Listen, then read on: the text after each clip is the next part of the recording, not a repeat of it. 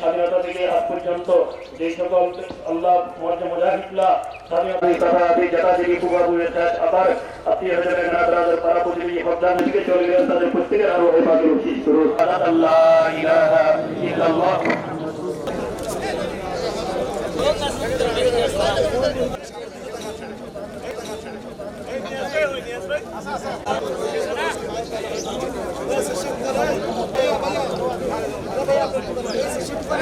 জনাব তারেক রহমান মাননীয় প্রধানমন্ত্রী, তিনি এই একই কথাই কোনো না কোনো ভাবে সবাইকে বলছেন যে আমার আগে আমরা, আমাদের আগে দেশ।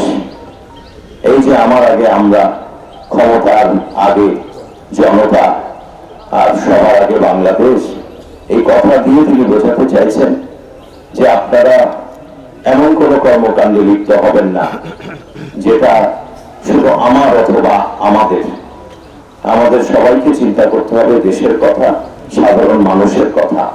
আর ক্ষমতা মানেই আমাদের সবকিছু নয়, জনতা মানেই আমাদের সবকিছু। অতএব এই কথাই ধারণ করেছেন, মন্ত্র ধারণ করে আব্দুল্লাহ নোমান বেঁচেছিলেন। এটা আমাকে আপনাদেরকে আবার মনে করিয়ে দিতে হবে না। আমরা আজকে 25শে ফেব্রুয়ারি আবার সেই শপথ নেই যে যা কিছু করবো আগামী দিনে রাজনৈতিক কর্মী এবং সমাজের একজন নাগরিক হিসেবে সেটার মাধ্যমে যেন অপরের শুধু উপকার হয়, অপকার যেন না হয়। আব্বা আব্দুল্লাহ নোমানের জন্য আপনারা দোয়া করবেন যেন তিনি বেহেশত নসিব পান। এবং আমি এবং আমার মা, আপনাদের ভাবি, আপনাদের অনেকের চাচি প্রফেসর তাসমিন আরা বেগম, আমার মা বেঁচে আছেন। তিনি আপনাদের জন্য জানি না কতটুকু জানেন, খুব দোয়া করেন। চট্টগ্রামবাসীর জন্য আমার মা সর্বক্ষণ চিন্তা করেন।